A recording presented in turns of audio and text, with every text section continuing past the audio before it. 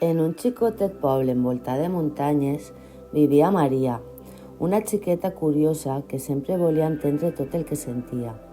Un dia, mentre explorava l'àtic de la seva àvia, va trobar un baúl misteriós amb un cartell que deia «El baúl de les emocions». Intrigada, va obrir el baúl i dins va trobar 5 bolsetes de colors. Cada una tenia un dibuix i una nota. En tocar una bosseta, Maria va sentir alguna cosa especial. Era com si cada bosseta li ensenyara una emoció diferent. Quan Maria va obrir la bosseta groga, una llum brillant va omplir l'habitació i de sobte va tindre ganes de riure. Va recordar el dia que el seu gos Max la va despertar amb llepades i com van riure junts. Va pensar, l'alegria és com un ratxolí de sol que calfa el meu cor. La següent bolseta era blava i en obrir-la van caure xicotetes gotes com de pluja.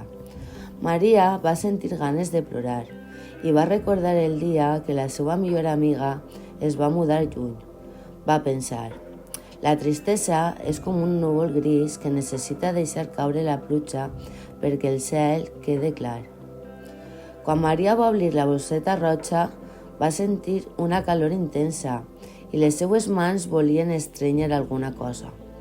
Va recordar un dia en què el seu germà va trencar la seva joguina favorita i va pensar, l'enfadament és com un volcà, però puc usar-lo per a resoldre problemes si el deixo eixir amb calma. La bosseta negra estava un poc freda i en obrir-la una sombra suau va cobrir l'habitació. Maria va sentir un calfred i va recordar la vegada que va tindre por de nedar en la piscina, però la seva mare la va ajudar a intentar-ho. Va pensar, la por és com una alarma que em protegeix, però puc enfrontar-la. L'última bosseta era rosa i en obrir-la, confeti de colors va volar per tota l'habitació. Maria va recordar el dia que el seu pare la va sorprendre amb una excursió al bosc. Va pensar, la sorpresa és com un regal inesperat que m'ompli d'emoció. Al final, Maria va tancar el baúl amb un somriure.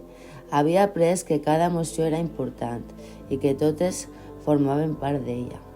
Ara, sempre que sentia alguna cosa nova, ho entenia millor i ho guardava com un xicotet tresor en el seu cor.